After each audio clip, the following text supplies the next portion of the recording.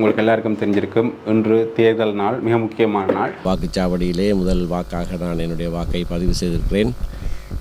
மக்கள் இந்த தேர்தலிலே வாக்கை சொல்லும் அரியநேந்திரன் அவர்கள் நான் நம்புகின்றேன் வடகிழக்கு தமிழ் வாக்காளர் மத்தியில் ஒரு பெரும்பாலான வாக்குகளை எடுப்பார்கள். அம்மான் ரணில் விக்ரமசிங்க வெல்லுவார் என்ற வாழ்த்துக்கள். மேல் நோக்கி முன்னோக்கி கொண்டு வந்திருக்கின்றார் அம்மான் ரணில் விக்ரமசிங்க அவர்கள். அப்போ இந்த அரியநேந்திரன் அவர்களுடைய சங்கு சின்னத்திற்கு மிக மகிழ்ச்சியோடு வாக்களித்து நான் எங்களுக்கு நடந்தது ஒரு இனப்படுகொலை, எங்களுக்கான ஒரு நீதி விசாரணை சர்வதேச ரீதியாக வேண்டும். தீய சக்திகள் பல பிரசுரங்கள், துண்டு பிரசுரங்களை அச்சிட்டு வெளியிட்டிருக்கின்றார்கள். அதிலே குறிப்பாக நான் அங்கம் வகிக்கின்ற இலங்கை தமிழரசு கட்சியிலே சேர்ந்த ஒரு சிலர் விலகி சயித் பிரேமதாசவை ஆதரிப்பதாக ஒரு துண்டு பிரசுரமும். பல விடயங்களை நாங்கள் சொல்லியிருக்கிறோம். அந்த விடயங்களை அவரை வைத்து அவர் தந்த வாக்குறுதியை நடைமுறைப்படுத்துமாறு அவரிடம் கோரக்கூடிய அளவு ஆணையை எங்களுடைய மக்கள், வடக்கு கிழக்கில் இருக்கும் மக்கள் பெரும்பான்மையாக சஜித் பிரேமதாஸ் அவருக்கு வாக்களிக்கிறதன் ஊடாக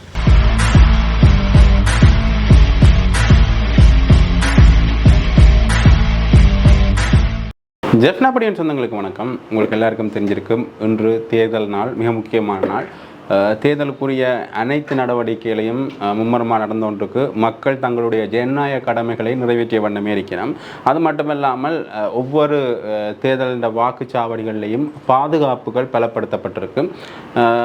குறிப்பிட்ட பாதுகாப்பு ஒழுங்குகளுக்கு அமைவாகத்தான் அந்த தேர்தல் நடவடிக்கைகளும் நடந்து கொண்டிருக்கு. குறிப்பாக அதற்கு எதிராக நடக்கிறார்கள் எல்லாம் கைது செய்யப்பட்டு கொண்டிருக்கிறோம். உண்மையிலேயே இந்த நிலைமையில் சில அரசியல் கட்சியின் பிரமுகர்கள், முக்கியஸ்தர்கள் எல்லாம் தங்களுடைய வாக்குகளை இட்டிருக்கணும். அது மட்டுமில்லாமல் வாக்கு தொடர்பாக இந்த பல செய்திகளும் வெளியான வண்ணமே இருக்குது. அது தொடர்பான காணொலியாக தான் இது இருக்க போது. வாங்க காணொலிக்குள்ளே போகலாம்.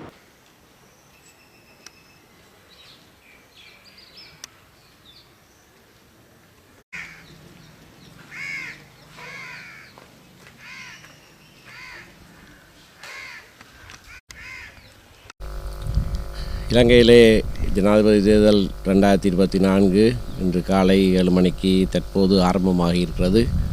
இந்த வாக்குச்சாவடியிலே முதல் வாக்காக நான் என்னுடைய வாக்கை பதிவு செய்திருக்கிறேன். மக்கள் இந்த தேர்தலிலே போய் வாக்களிக்க வேண்டும், தங்களுடைய ஆர்வத்தை காண்பித்து அவர்களுக்கு சட்டத்தினாலே கொடுக்கப்பட்டிருக்கிற இந்த உரித்தை பிரயோசனமான முறையிலே உபயோகிக்க வேண்டும். நாட்டின் ஜனாதிபதியாக யார் வருவார் என்பதை தீர்மானிக்கிற சக்தி மக்களுடைய கையிலே இருக்கிறது. அதனை அவர்கள் சரியான முறையிலே செய்வார்கள் என்று நாங்கள் நம்புகிறோம். இந்த தேர்தல் ஒரு திருப்புமுனையான தேர்தலாக அமையும் என்று எதிர்பார்க்கப்படுகிறது. விசேஷமாக பொருளாதார சிக்கலிலே சிக்கி தவித்து நாடு அல்லோலப்பட்டு கொண்டிருந்த சூழ்நிலையிலே முதல் தடவையாக இந்த 2 வருடங்களுக்கு பிறகு மக்களுடைய அபிப்பிராயம் கோரப்படுகிறது. ஆகையினாலே இதிலே மக்கள் உரமாக பலமாக பேசுவார்கள் என்று எதிர்பார்க்கிறோம்.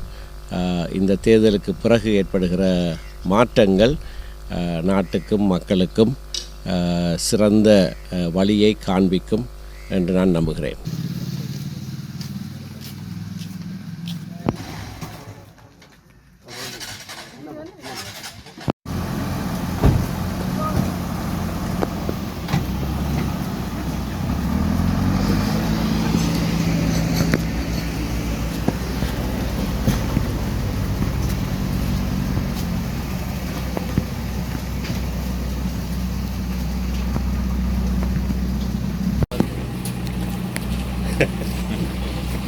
ஜனாதிபதி ரணில் விக்ரமசிங்க அவர்களுக்கு இன்று நான் வாக்களித்து வந்திருக்கிறேன்.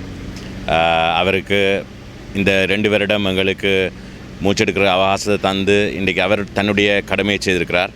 அதே மாதிரி இன்றைக்கு வாக்காளராகிய நாங்கள் இன்றைக்கு எங்களுடைய கடமையை சென்று அடுத்த 5 வருஷத்தை எங்களுடைய இருப்பை உறுதி செய்கிறதுக்காக நாங்கள் வாக்களிச்சிருக்கோம்.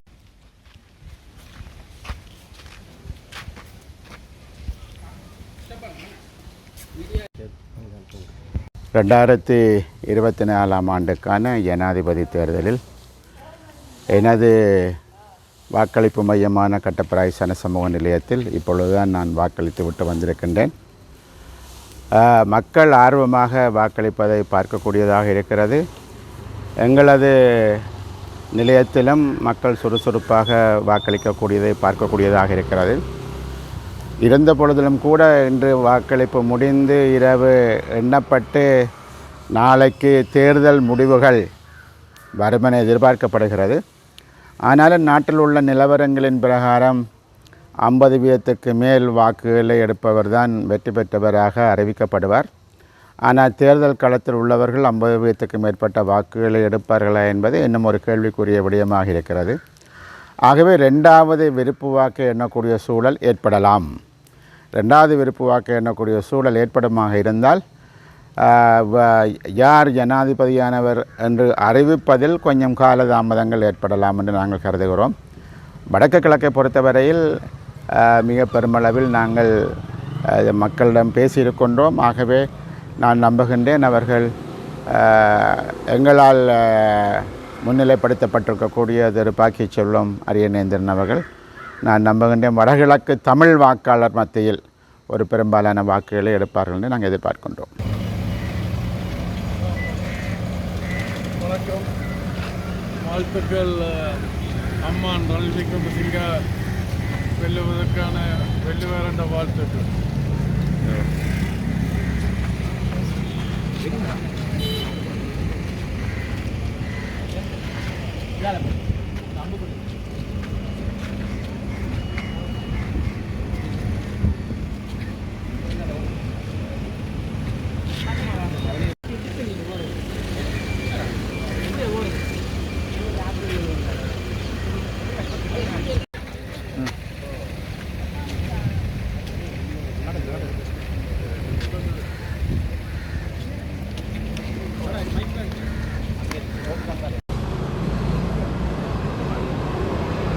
வணக்கம். பொருளாதார ரீதியாக வீழ்ச்சியடைந்திருந்த நாட்டை 2 வருடத்திற்குள் மேல் நோக்கி முன்னோக்கி கொண்டு வந்திருக்கின்றார் அம்மான் ரணில் விக்ரமசிங்க அவர்கள். அப்போ இந்த இன்றைய தேர்தலிலும் அவரை வெல்ல வைக்க வேண்டும் என்ற நோக்கத்தில் நான் அவருக்கு வாக்களித்திருக்கின்றேன். அதேபோல் எங்களுடைய மக்களும் பெருமளவில் அவருக்கு வாக்களித்து அவரோடு இன்னும் ஒரு கொஞ்ச காலத்துக்கு நாங்கள் பயணிப்போமாக இருந்தால் கூடிய விரைவில் இன்னும் பல முன்னேற்றங்களை நாடும் மக்களும் அடையும் என்பதை இந்த சந்தர்ப்பத்தில் மீண்டும் மீண்டும் நான் கூறிக்கொள்ள விரும்புகின்றேன். நன்றி.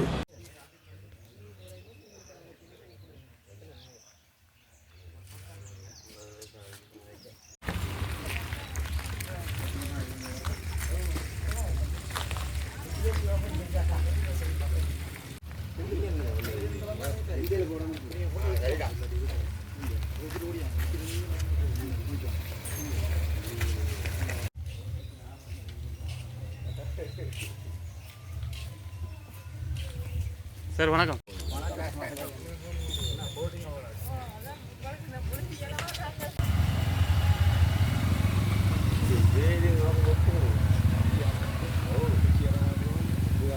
இன்றைய தினம் இலங்கையினுடைய 9வது ஜனாதிபதி தேர்தலிலே போட்டியிடுகின்ற 39 வேட்பாளர்களில் தமிழ் பொது வேட்பாளராக போட்டியிடுகின்ற அரியநேந்திரன் அவர்களுடைய சங்கு சின்னத்திற்கு மிக மகிழ்ச்சியோடு வாக்களித்து நான் வாக்குச்சாவடியை விட்டு வெளியிலே வந்திருக்கிறேன்.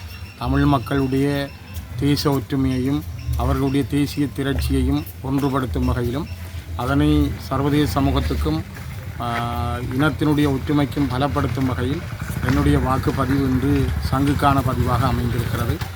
காலங்காலமாக நாங்கள் ஆரோரு தென்பகுதி தலைவருக்கு வாக்களித்திருக்கிறோம்.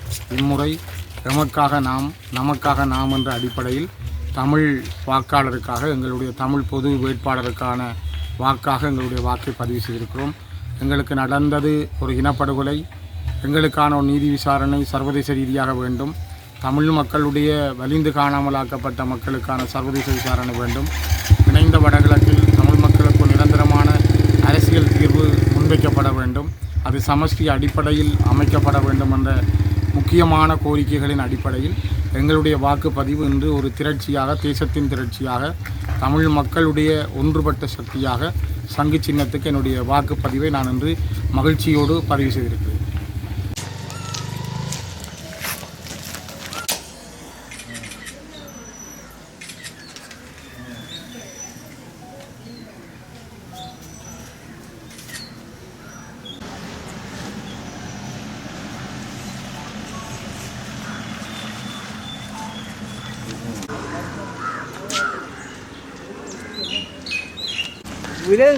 நீங்க வந்து எடுக்கிறாளா?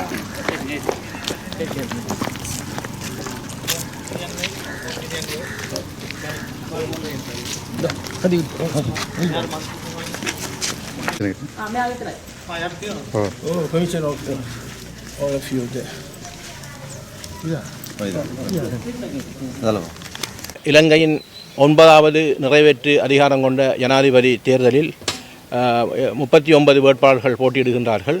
அதிலே தமிழ் பொது வேட்பாளராக நான் போட்டியிடுகின்றேன்.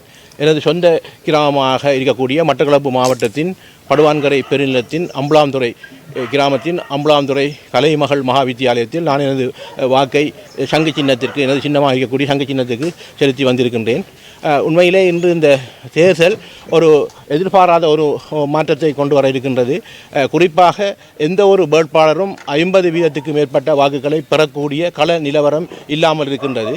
அதிலே குறிப்பாக வடகிழக்கை சேர்ந்த தமிழ் மக்கள் தனித்துவமானவர்கள், தனித்துவமான ஒரு சுயநிர்ணய உரிமைக்காக போராடி கொண்டிருக்கின்றார்கள். அவர்களுக்கான எந்த ஒரு தீர்வும் கடந்த 8 ஜனாதிபதிகளும் தரவில்லை.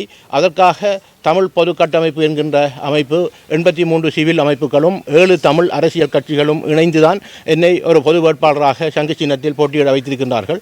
இந்த தேர்தல் முடிவானது ஒரு வடகிழக்கு மக்கள், இணைந்த வடகிழக்கில் இருக்கக்கூடிய தமிழ் மக்களுக்கான ஒரு அரசியல் தீர்வு வழங்கப்பட வேண்டும் என்கின்ற ஒரு செய்தியை இலங்கையில் ஆட்சி பீடம் ஏற இருக்கின்ற 9வது ஜனாதிபதிக்கும், இலங்கை அரசாங்கத்திற்கும், சர்வதேசத்திற்கும், அண்மை நாடாக இருக்கக்கூடிய இந்தியாவுக்கும் ஒரு செய்தியை கொடுக்கும் என்ற நம்பிக்கை எங்களுக்கு இருக்கின்றது. நான் எல்லா மாவட்டங்களிலும், வடகிழக்கில் இருக்கக்கூடிய 8 மாவட்டங்களிலும் தேர்தல் பிரச்சாரத்தை மேற்கொண்டிருந்தேன். உண்மையிலே வடகிழக்கில் இருக்கக்கூடிய தமிழ் மக்கள் மாத்திரமல்ல, தென்பகுதியிலே வடகிழக்குக்கு அப்பால் இருக்கின்ற தமிழ் மக்களும் எனக்கு வாக்களிப்பதற்காக அவர்களின் செய்திகளை தொடர்ச்சியாக தெரிவித்திருந்தார்கள்.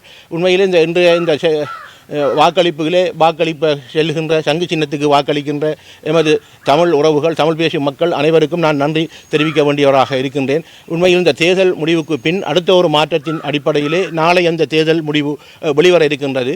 அதற்கு இடையிலே இதை குழப்புவதற்காக பல தீய சக்திகள் பல பிரசுரங்கள், துண்டு பிரசுரங்களை அச்சிட்டு வெளியிட்டிருக்கின்றார்கள். அதிலே குறிப்பாக நான் அங்கம் வகிக்கின்ற இலங்கை தமிழரசு கட்சியிலே சேர்ந்த ஒரு சிலர் இந்த அடாவடித்தனமாக நான் இந்த தேர்தலில் இருந்து விலகி சயித் பிரேமதாசாவை ஆதரிப்பதாக ஒரு துண்டு பிரசுரமும், இன்னொரு துண்டு பிரசுரம் சயித் பிரேமதாசாவிற்கு 1ஆம் இலக்கத்தையும் 2ஆம் இலக்கத்தை எனது இலக்கத்துக்கு போடுமாறும் அந்த தீய சக்திகள் அந்த துண்டு பிரசுரத்தை வெளியிட்டிருக்கின்றார்கள். நான் உங்களுக்கு கூறுவது என்னவென்றால் தொடர்ச்சியாக என்னை ஆதரிப்பவர்கள் அல்லது தமிழ் பொது வேட்பாளரை ஆதரிப்பவர்கள் சங்கு சின்னத்துக்கு மாத்திரமே நீங்கள் வாக்களிக்க வேண்டும்.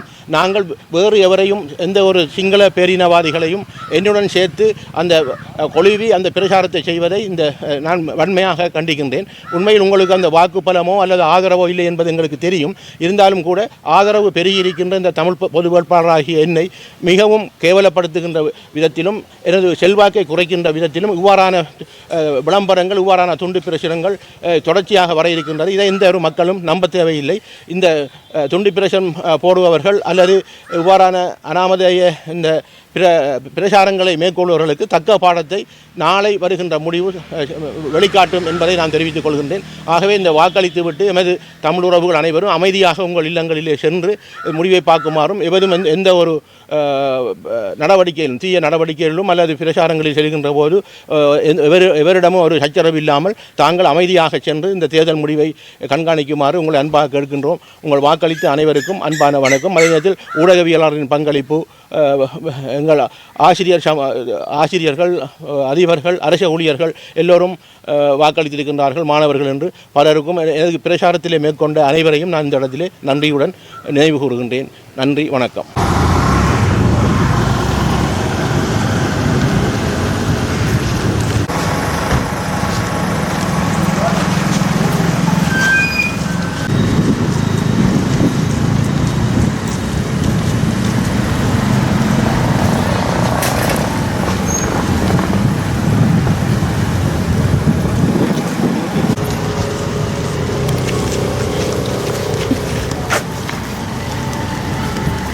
இன்று 2024 ஆண்டுக்கான ஜனாதிபதி தேர்தலிலே என்னுடைய வாக்கை களுவாஞ்சுடி பற்றுக்கும் மத்திய மகாவித்தியாலயத்திலே வாக்கை அளித்திருக்கின்றேன். உண்மையிலே இந்த தேர்தல் ஜனாதிபதி தேர்தல் என்று வரும் பொழுது அடுத்த 5 வருடங்களினுடைய எதிர்காலத்தை பெருமளவாக தீர்மானிக்கக்கூடிய ஒரு தேர்தலாகவே இந்த ஜனாதிபதி தேர்தல் காணப்படும். ஏனென்று சொன்னால் நிறைவேற்ற அதிகார முறை கொண்ட ஒரு நாட்டிலே ஜனாதிபதியும் பாராளுமன்றமும் நீதித்துறையும் தான் இந்த நாட்டை ஆட்சி செய்யும் அந்த 3 பிரதானமான அம்சங்கள். அந்த வகையிலே இன்று அந்த நாட்டினுடைய எதிர்காலத்தை தீர்மானிக்கும் பிரதானமான ஒரு இடமான ஜனாதிபதி முறைமை என்ற அந்த தேர்தல் நடைபெற இருக்கின்றது. அந்த வகையிலே நானும் என்னுடைய வாக்கை அளித்திருக்கிறேன். உண்மையிலே இந்த எதிர்வரும் ஜனாதிபதி தேர்தலிலே நிச்சயமாக நாங்கள் ஆதரிக்கிற வேட்பாளர் திரு சஜித் பிரேமதாஸ் அவர்கள் வெல்லுவார் என்ற நம்பிக்கை இருக்கின்றது. நாங்கள் எங்களுடைய தமிழ் மக்களை பொறுத்தளவிலே இம்முறை தேர்தலிலே இதை ஒரு சந்தர்ப்பமாக நாங்கள் பயன்படுத்த வேண்டும் என்றதை ஆரம்பத்திலிருந்து சொன்னதுக்கு அமைவாகவே இன்று இறுதிக்கட்டத்திலே நாங்கள் சொன்னது நடைபெற்றிருக்கு. அதாவது தெற்கிலே இருக்கும் வாக்குகள் சின்ன பின்னமாக சிதறி போயிருக்கும் ஒரு நிலையிலே இன்று தெற்கிலே 3 பிரதான வேட்பாளர்களும் தங்களுக்குள்ளே வாக்கை பிரித்து கொண்டிருக்கும் நிலையிலே வடக்கு கிழக்கிலே இருக்கும் தமிழ் பேசும் மக்கள் தான் இந்த முறை தீர்மானிக்கும் சக்தியாக இருக்கின்றார்கள். நாங்கள் தான் இந்த நாட்டினுடைய ஜனாதிபதியை தீர்மானிக்கிறவர்களாக இருப்போம் என்று அன்று சொல்லியிருந்தேன். அதுக்கு அமைவாக இன்று அந்த நிலைமை உருவாக இருக்குது. அந்த வகையிலே நான் எதிர்பார்க்கின்றேன் வடக்கு கிழக்கில் இருக்கும் மக்கள் சரியான தீர்மானத்தை எடுத்திருப்பார்கள் என்று. நாட்டினை ஜனாதிபதியாக சஜித் பிரேமதாஸ் அவர்கள் வரும் பட்சத்திலே நிச்சயமாக நாங்கள் அவருடைய தேர்தல் விஞ்ஞாபனத்திலே அவர் சொல்லியிருக்கிற விடயங்கள் அதிஉச்ச அதிகார பகிர்வு, மீளப்பெற முடியாத அதிகார பகிர்வு என்ற விடயம், அதனைத் தொடர்ந்து எங்களுடைய